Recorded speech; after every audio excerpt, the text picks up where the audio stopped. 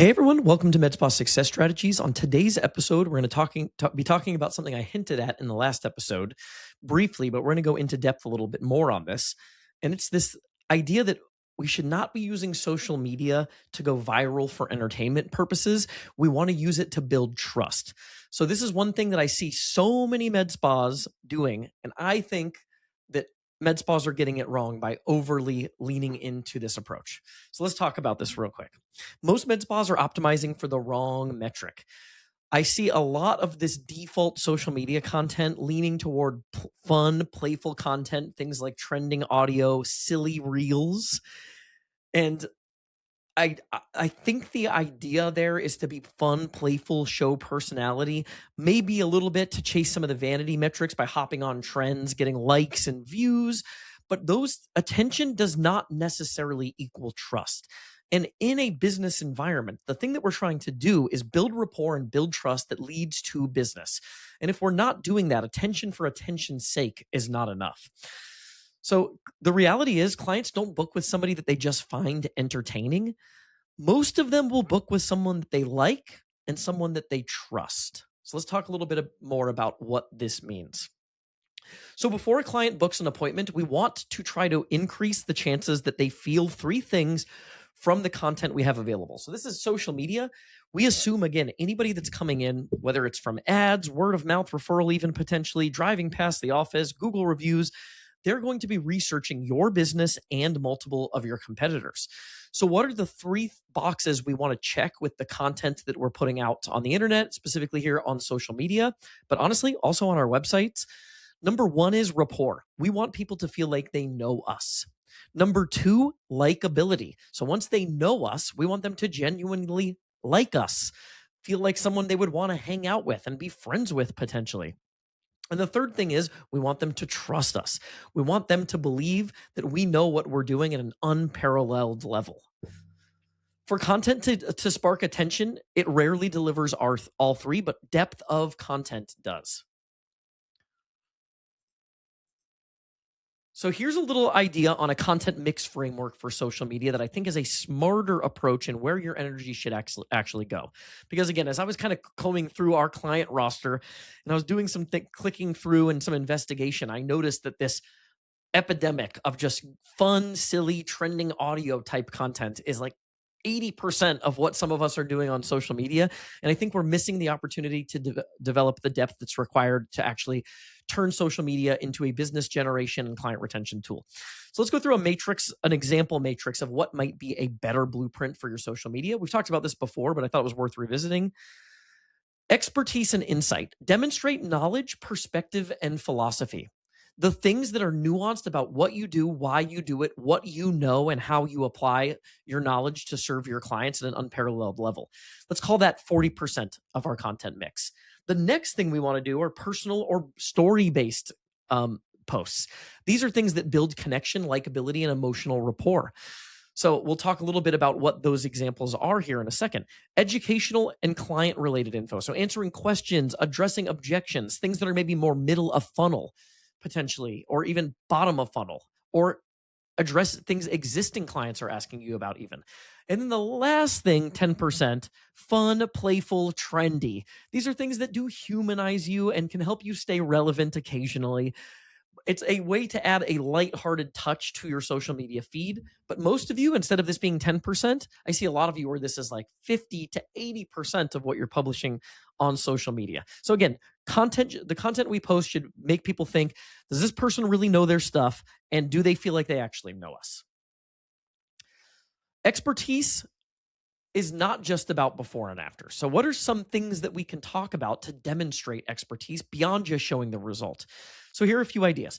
I always talk about this one, but your nuanced take on a treatment or product line. Why you recommend or don't recommend something you see a lot of other providers pushing. Anywhere where you're a contrarian, I would really lean into those things. How you approach a patient consultation differently. What are things that you do as part of your consult that you maybe think that other people are missing that you think is really important to your patient experience? What do you see go wrong typically with other treatments or patients that are coming in? And how do you think about some of those things to create a better result for your clients? And then the last is your treatment philosophy and the why behind your decisions. So here's a few example prompts if you're trying to create some content that fits into one of these buckets. Example prompt number 1: here's why I don't do X the way most providers do. Example prompt number 2: the conversation I have with every new patient before we touch anything is, right? We're going to talk about the things that are unique about our consultation and our initial conversations with clients that can set us apart. What I actually think about trending treatment.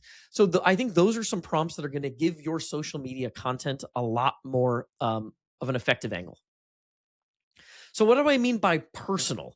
So it doesn't necessarily mean that you have to overshare, but I think being authentic, real, and not being afraid to peel back the curtain a little bit does develop that element of likability and people feeling like they know you. Gary Vaynerchuk, one of the famous marketing experts of modern times, he does this really well. He's a marketing guru by trade, but almost everybody that follows Gary Vaynerchuk knows he's a diehard Jets fan. So what are the things that you're sharing in your content that people would instantly know about you, even if they never met you in person? If they stumbled across you and ever interacted with you, what are some things that they would know about you that go beyond your professional life? So here's some ideas on how you can add personality depth to your social media content. Stories or experiences from your personal life that shaped how you show up for your clients and why you do what you do. Something you're navigating right now, challenge, a growth moment, a value or belief that drives how you run your practice. So not worrying about being everything to all people, showing the things that make you unique, that are parts of your personality, that'll help you build depth and connection with the right people. Last, an anecdote that reveals who you are as a person, not just as a provider. So I think the distinction there is personal content is not about aesthetics or lifestyle flexes. It's about emotional truth and a shared humanity, the things that build real connection. People don't connect with perfection, they connect with honesty. Hey, practice owners and marketing directors, interrupting this episode to invite you to schedule a one-on-one strategy call with me to discuss how we might be able to improve and level up your digital marketing efforts.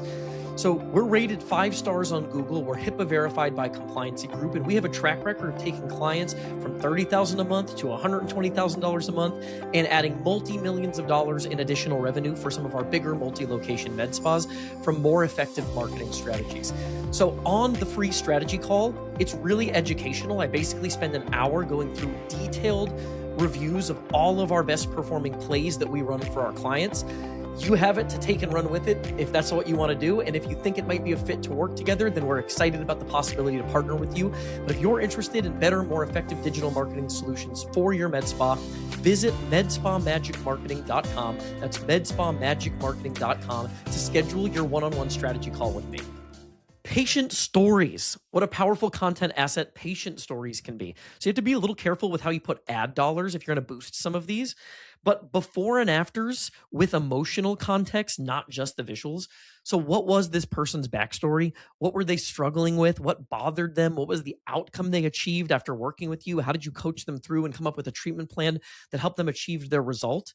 So telling a story about your before and after instead of just a before and after makes those infinitely more compelling. I think those are really great. A case that challenged you and what you learned. So a unique situation that you came across in terms of a client and how you overcame that and got a result for the client, or a moment that reminded you of why you do what you do. That's a cool one, right? Why do we get into this business? So many of you have like an ER or a medical background, and you did this because you really care about people, but there was a level of stress and overwhelm that was really taxing in the ER, and that caused you to go into aesthetics and talk about how you're still able to achieve that, why we do what we do. I have a whole thing on our website about how I got into this space. But yeah, I think that can help build connection as well. So again, important note here, a little caveat, make sure that you're maintaining HIPAA compliance if that's a concern, and either share with consent or anonymize those stories appropriately. So fun content earns its spot. It just shouldn't run the show. So I mentioned 10% of your content can be things that are humor-based, playful. They humanize you, but they don't necessarily build any of the depth that we talked about from those 3 checkboxes earlier in terms of likability, trust, or demonstration of expertise. So these are things like the trending audio and the reels that can expand reach to new audiences, especially if they're really clever and funny and engaging and you did them well enough to actually achieve virality. A certain amount of virality is effective because if enough people know you and laugh with you, there's a certain amount of people, if they're in your local market, they will potentially do business with you too. So if you can add an element to comedy and you feel like that fits your personality, that's fine too. Keep in mind that this has to fit your personality. If you have a fun, playful personality, it can make sense to play and lean into that a little bit more, even when you're demonstrating expertise and educating your clients. If you are more professional and buttoned up, just be who you are. You don't have to be something that you're not. So again, 90-10, much better ratio on those. Social media. What is the purpose of social media? What are we doing here, right? We're not going viral for the sake of going viral. It has two main jobs. One is to deepen the relationships you have with your existing clients. Why? Because that's going to generate better retention numbers and better success for your practice, so you can serve those clients well on an ongoing basis. So we want to provide content that reminds them why they chose us in the first place, keeps us top of mind to increase stickiness between appointments, give them a reason to refer friends and family, get them excited. I always talk about this other example of this agency, Platform Marketing, that works with realtors. And they do such a good job of this that I've shared their content with people in my personal life, family members and friends. I've shared with them some of their content as a result. So this will increase the chances that people refer friends and family. It makes those clients feel seen, valued, and they connect further and deeper with your practice. We achieve this with this podcast for our clients. It also, job number 2, helps you convert prospective clients, whether they're coming in cold or they were researching you and they're already a warm lead. These are things that are going to help you build. We want to use social media to build trust that strangers rely on in order to increase readiness for booking, answer the unspoken questions that they're nervous to ask, show them what it's like to be in your care before they ever walk into the practice, and reduce friction to getting them through to that first appointment. So 2 jobs of social media: deepen relationships with existing clients, convert new clients. So remember, a smaller, more deeply engaged audience, especially as a local business, will outperform a large passive one. If I've got 50,000 followers scattered across the country because I went viral for entertainment purposes, that's probably not as good as 500 people who are local to me that really trust me and have the opportunity to book with me and do business with me. So focus on depth of the relationship, not reach necessarily. Consistent, thoughtful content compounds over time. Another important reminder, we call these know, like, and trust deposits. These things in sequence over time build a body of work that increase the chances people know, like, and trust you to the point where they pick up the phone or go to your website and schedule an appointment with you. And this content library then becomes a machine that's working for you 24/7 to demonstrate expertise and build trust with prospects. So you don't need to go viral, but you do need to go deep. Remember that. If you want this in a schedule format, I've got this on the screen here for those of you watching in video. So here's kind of a realistic rhythm to build depth without burning out. Post number 1, expertise and perspective base. You take a treatment, trend, or product, talk about your unique perspective. A personal story, moment, experience, or belief that's real to you. That's post number 2. Post number 3, a common patient question, answer it in depth. Post number 4, a patient story. So an in-depth case study, transformation before and after, not just a photo. And then post number 5, so 1 in 5 posts, maybe roughly, or 1 in 10 posts can be a trend, humor, behind the scenes, or lighthearted. And if you're not comfortable doing 5 in a week, just spread those out. Do 5 over every 2 weeks even. But that's maybe a good, much better cadence to focus on. And again, consistency over volume, because this is going to act as a library that's there to serve you even when you're not actively producing the content. It's not necessarily there to meant to reach new people with new content every day. It's there to serve as a library to build trust. So if you are interested in some help with social media content that can help elevate your brand and your practice and build magnetism, you can schedule a strategy session with me. You can go to medspamagicmarketing.com or browse our catalog here for other episodes on the YouTube channel and the podcast.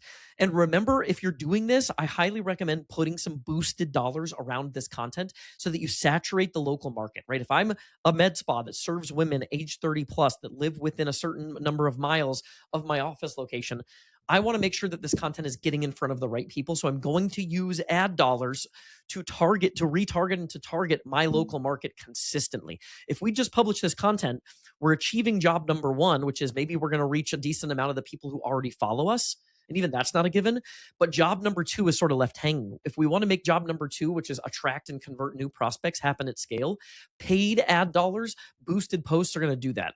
So I hope that was helpful today. Good reminder, stay away from the trends as the primary play for social media. It's not all about being fun and goofy and silly. It is about developing likability, making sure people trust you, and that it inevitably leads to a business benefit for your med spa. Thanks, and we'll see you on the next episode.